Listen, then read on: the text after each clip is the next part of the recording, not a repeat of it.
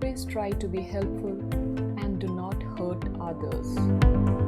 There are 3 sins which work more harm than all else in the world, namely gossip, cruelty, and superstition, because they are sins against love. We will talk more about gossip here in this episode. Now let's see what gossip does.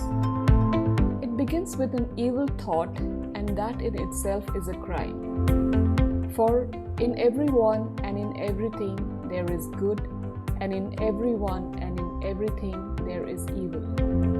Either of these we can strengthen by thinking of it, and in this way we can either help or hinder evolution. We can do the will of the Logos or we can resist it. If you think of the evil in another, you are doing at the same time 3 wicked things. Number 1, you are filling your neighborhood, your surrounding with evil thoughts instead of with good thoughts, and so you are adding to the sorrow of the world. Number 2, if there is in man the evil thought that you think, you are actually strengthening it by feeding it, and so you are making your friend or that person worse instead of making him or her better. But generally the evil is not there, and you have only fancied it, and then your wicked thoughts tempts that person to do wrong. For if that person is not perfect, you are making him that which you have thought about him that is wicked.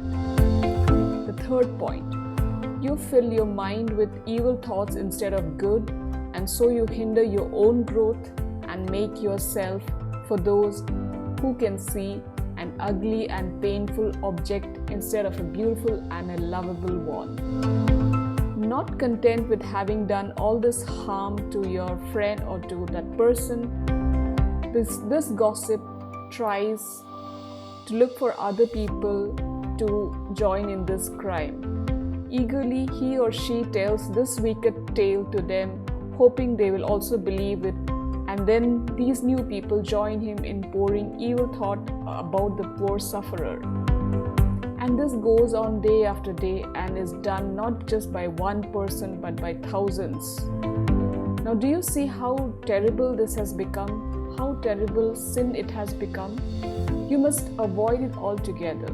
Never speak ill of anyone. Refuse to listen when anyone speaks ill of another, but gently say, perhaps this is not true, and even if it is kinder not to speak about it.